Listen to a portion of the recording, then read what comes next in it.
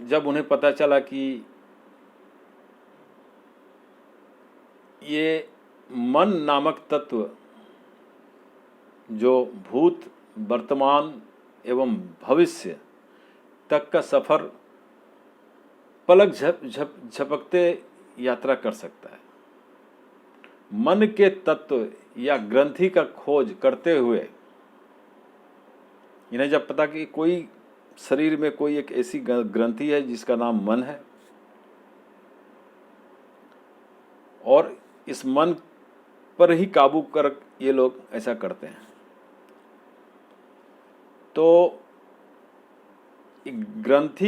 इस ग्रंथि का खोज करते हुए विज्ञान का सहायता, चिकित्सा विज्ञान का सहायता लेकर इन्होंने मनुष्य के शरीर को चिथड़ों में बदला कि कहीं वो ग्रंथि मिल जाए, या कहें उस पर परीक्षण किया, लेकिन मन नामक कोई ग्रंथि नहीं खोज पाए। लेकिन उसके अस्तित्व को नकार भी नहीं पाए।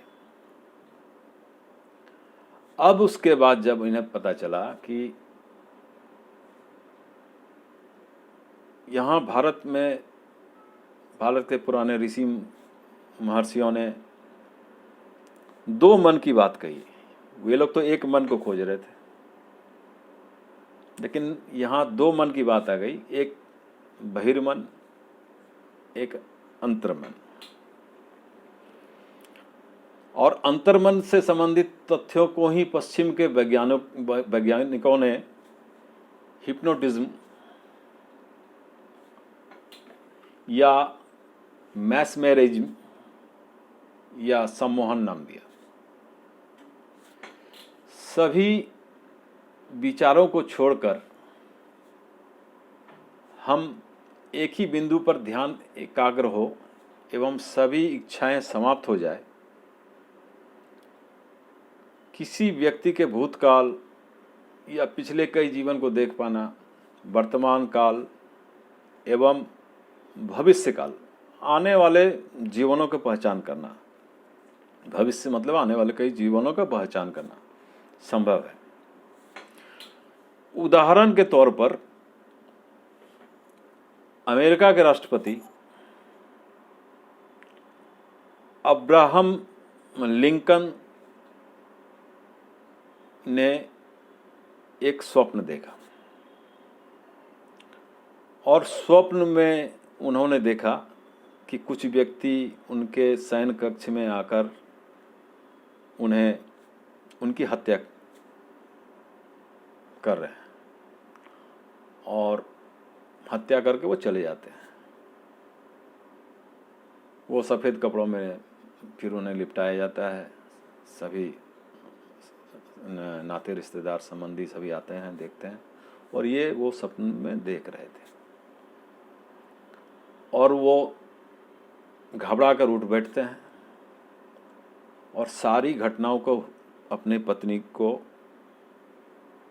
सारी घटनाओं को बताते हैं एवं वो अपने रिश्तेदारों को भी बताते हैं कि ऐसा ऐसा मैंने स्वप्न देखा। तो इतने बड़े एक ताकतवर व्यक्ति सभी उसे सुनकर रह गए, लेकिन इतने सुरक्षा घेरे के बीच रहने वाले विश्व के सबसे ताकतवर देश के राष्ट्रपति, लेकिन कुछ दिनों के बाद ही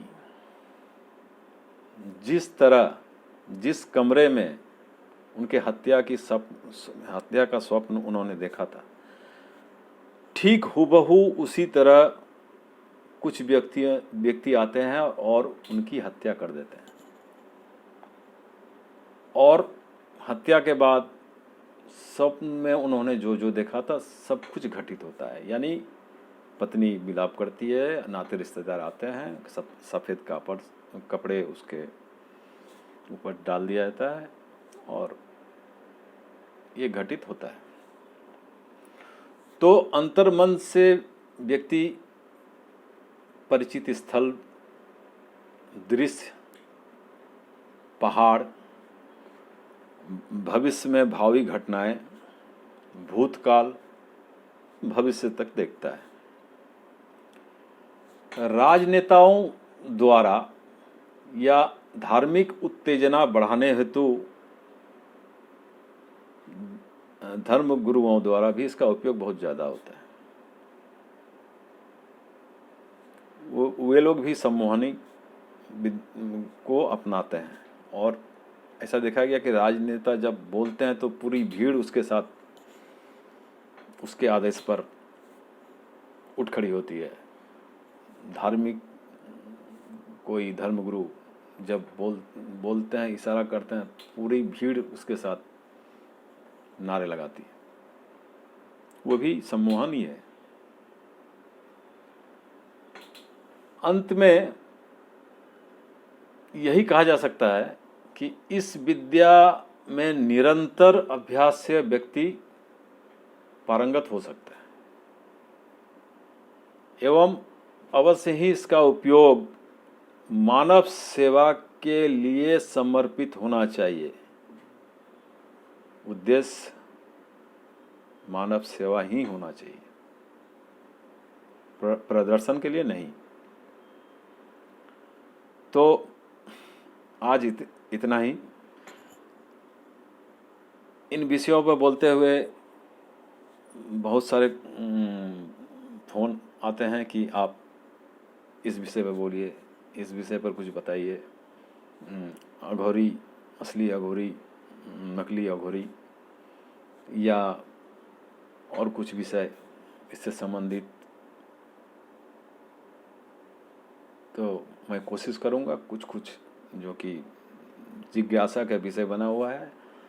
और मेरा यह मानना है कि हमारे देश से विलुप्त हुए इस सारी विद्याओं जो कि पश्चात देशों ने अपना लिया और वहाँ से फिर हमारे पास आ रही है, उन समय इसे इतना गुप्त नहीं रखा जाना चाहिए था। और ये यदि थोड़ा सा सार्वजनिक किया जाता तो ये विद्या यहीं फलती फूलती। और इस पर एक निष्कर्ष भी निकलता है, ये कितना सही और कितना गलत है। धन्यवाद। फिर मिलते हैं अगले विषय पर, और तब तक के लिए विदा चाहता हूँ। शुभ रात्रि। मैं सुबोध कुमार मिश्रा।